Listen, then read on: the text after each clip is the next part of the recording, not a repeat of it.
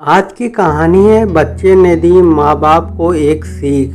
किसी गांव में एक बूढ़ा व्यक्ति अपने बेटे और बहू के साथ रहता था। परिवार सुखी संपन्न था, किसी तरह की कोई परेशानी नहीं थी। बूढ़ा बाप जो किसी समय अच्छा खासा नौजवान था, आज बुढ़ापे से हार गया था। चलते समय लड़खड़ाता था, लाठी की जरूरत पड़ने लगी, चेहरा झुर्रियों से भर चुका था, बस अपना जीवन किसी तरह व्यतीत कर रहा था। घर में एक चीज अच्छी थी कि शाम को खाना खाते समय पूरा परिवार एक साथ टेबल पर बैठकर खाना खाता था।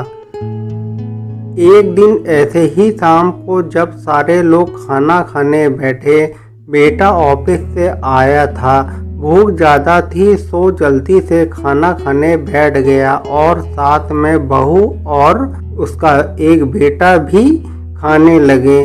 बूढ़े हाथ जैसे ही थाली उठाने को हुए, थाली हाथ से छिटक गई, थोड़ी दाल टेबल पे गिर गई। बहू बेटे ने घृणा दृष्टि से पिता की ओर देखा और फिर से अपना खाने में लग गए। बूढ़े पिता ने जैसे ही अपने हिलते हाथों से खाना खाना शुरू किया तो खाना कभी कपड़ों पे गिरता, कभी जमीन पर।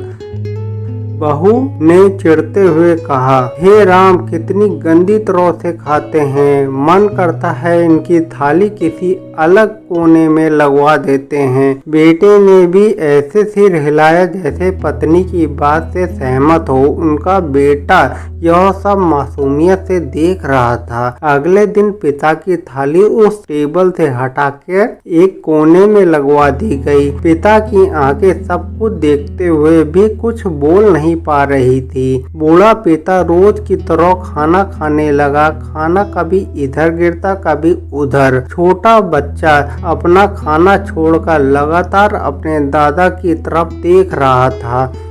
माँ ने पूछा, क्या हुआ बेटे, तुम दादाजी की तरफ क्या देख रहे हो और खाना क्यों नहीं खा रहे हो? बच्चा बड़ी मासूमियत से बोला, माँ, मैं सीख रहा हूँ कि वृद्धों के साथ कैसा व्यवहार करना चाहिए। जब मैं बड़ा हो जाऊंगा और आप लोग बूढ़े हो जाओगे तो मैं भी आपको इसी तरह कोने में खाना खिलाया करूँगा। बच्चे के मुँह से ऐसा सुनते ही बेटे और बहू दोनों कांप उठे। शायद बच्चे की बात उनके मन में बैठ गई थी, क्योंकि बच्चे ने मासूमियत के साथ एक बहुत बड़ा सबक दोनों लोगों को दिया था।